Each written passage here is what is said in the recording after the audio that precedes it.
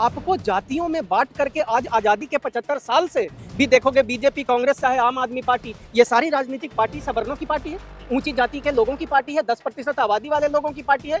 इसलिए क्योंकि इन्होंने हमको बांटने में कामयाबी हासिल की है। तो जिसने आपकी 100 सीटें, 70 सीटें जिसने खा लिया, वो आपको देने की बात कर रहा है। उसने ये क्यों नहीं बताया कि ब्राह्मण जाति के लोग या सवर्ण लोग जो हैं वो 90%, 80% सीटों पे बैठे हुए हैं, वो सीटें उनसे लेकर के छोटी जाति के लोगों को देनी चाहिए, जिनको वो लोग छोटी कहते हैं, जिनको वो लोग दलित कहते हैं, पिछड़े कहते हैं, उन लोगों को दीजिए उनसे लेकर। इस सरकार का ये जो कानून है ना, ये उनके ऊपर ही भारी पड़ने वाला है, मैं आपको बताता हूँ। क्योंकि इससे 90% SC ST OBC के लोग समझ जाएंगे कि ये जो सरकार है दलितों और पिछड़ों की खिलाफत करता है, उनको गुमराह करता है। और जब जिस दिन ये बात हमारे लोगों को समझ में आ जाएगी, उस दिन से ये चीजें और उनके उल्टा पड़ेगा और हमारे ये फेवर में जाएगा।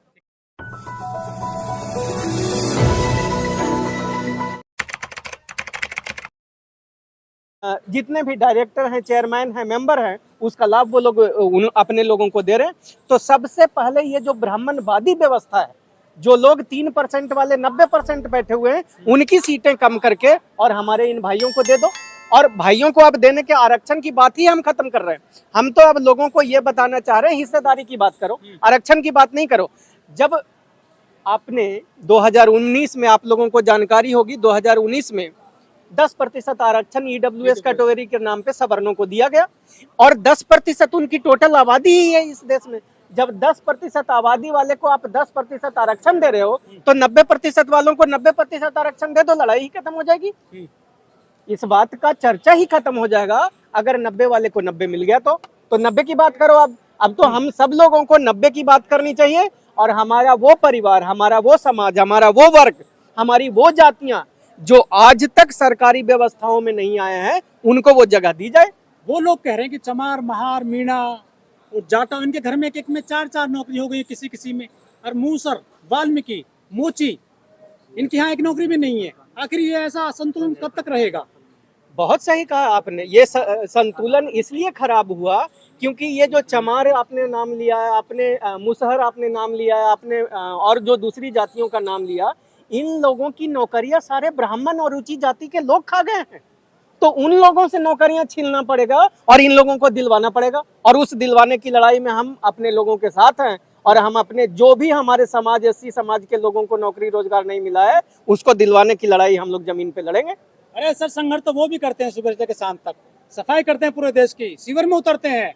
आखिर उनको हक क्यों नहीं मिल रहा? उनका बिल्कुल मिलना चाहिए और उनको पूरा हक मिलना चाहिए। और मैं तो कहता हूं कि 1-2% नहीं, जितनी उनकी आबादी है, हमारे उस समाज के वर्ग के लोगों की जितनी आबादी है, उनको उतनी हिस्सेदारी मिलनी चाहिए। और ये जो ब्राह्मण और सवर्ण लोग जो अपनी आबादी से ज्यादा सीटें लेकर के बैठे हुए हैं, उनसे वो सीटें छीन करके और हमारे लोगों को मिलनी चाहिए। इसमें बुराई तो बिल्कुल नहीं है।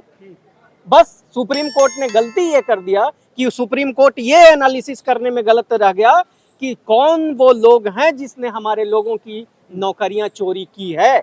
और वो अगर आप लोग देखोगे, किसी भी डिपार्टमेंट का सर्वे करवा लो, अगर SC ST OBC की आबादी 100 में 90 है और 90 जहां जहां नहीं है उनकी सीटें, और जिन लोगों की आबादी 3% है, 5% है, 4% है, वो लोग अगर 50% पे बैठे हैं तो उनका 47% छीन करके और इन जातियों के लोगों को मिलनी चाहिए जो आज सरकारी व्यवस्था में नहीं है। तो इसलिए तो वो क्रीमी लेयर ला रहे हैं, क्लासिफिकेशन कर रहे हैं सरकार के नुमाइंदे। सुप्रीम कोर्ट ने ऑर्डर दे दिया है इसके लिए। कौन सुप्रीम कोर्ट है? मुझे तो अपने आप में कई बार इस पे भी सवाल खड़ा होता है।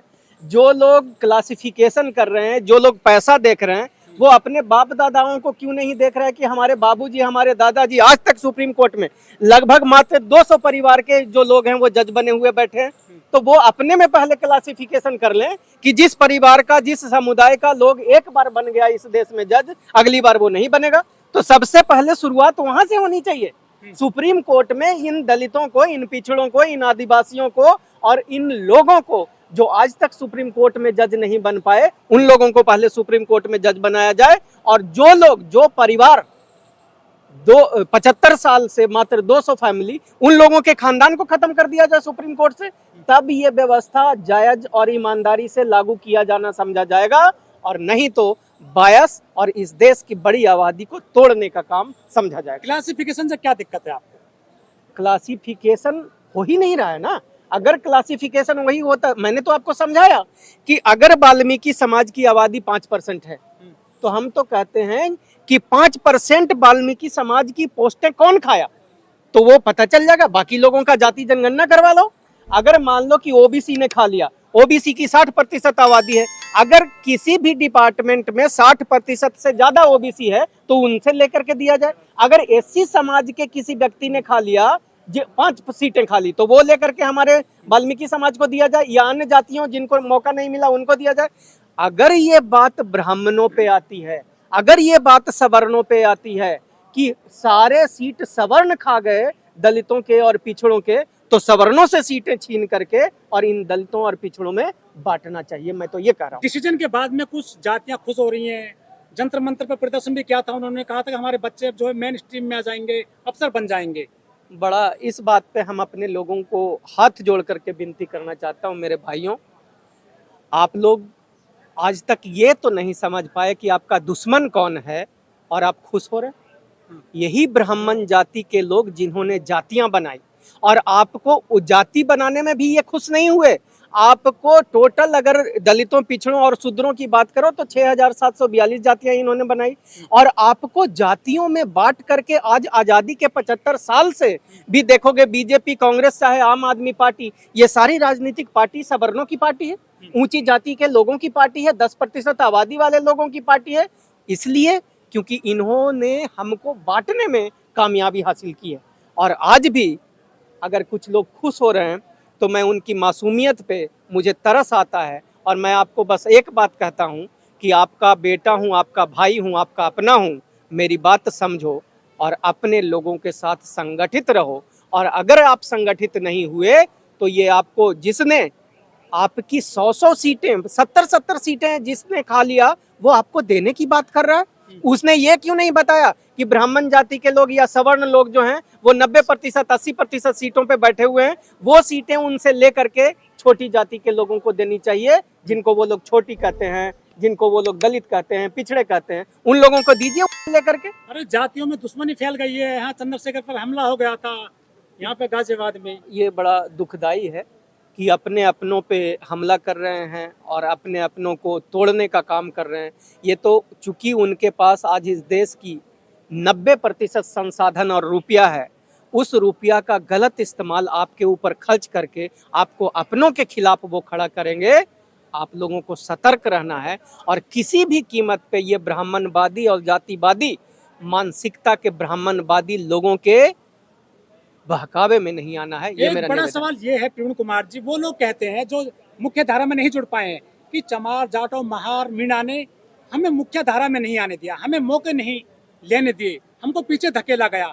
आखिर 70 साल में आपने इनको कहाँ कहाँ रोका है जो वो आगे नहीं आ पाए आपकी तरह? देखिए, इसको समझना पड़ेगा। हम लोग अगर अपने भाइयों को गाली देने लग जाए, मुझे एक बात बताओ, बाबा साहब अम्बेडकर ने संविधान बनाई, उस संविधान में सारी जातियों को खत्म करके उसको एक नाम दिया, एक कैटेगरी दी, वो शेड्यूल कास्ट उन्होंने उसको कहा।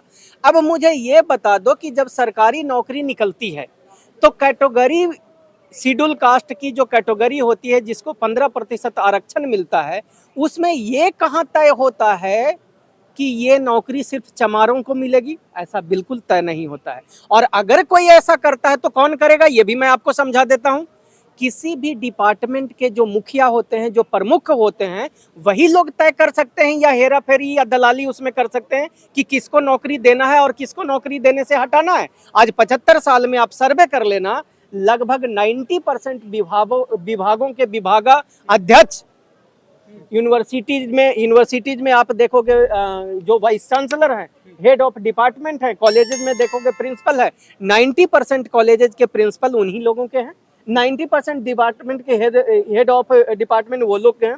तो वो लोग, अगर आप लोग नौकरी में नहीं हो तो इसके लिए जिम्मेदार वो लोग हैं जो हेड ऑफ डिपार्टमेंट रहे हैं, जो किसी भी विभाग के अध्यक्ष रहे हैं, तो वो आपको नौकरी से बाहर करते हैं। इसमें चमार का रोल कहाँ से आ जाता है? चमार क्या कर लेगा आप बताओ?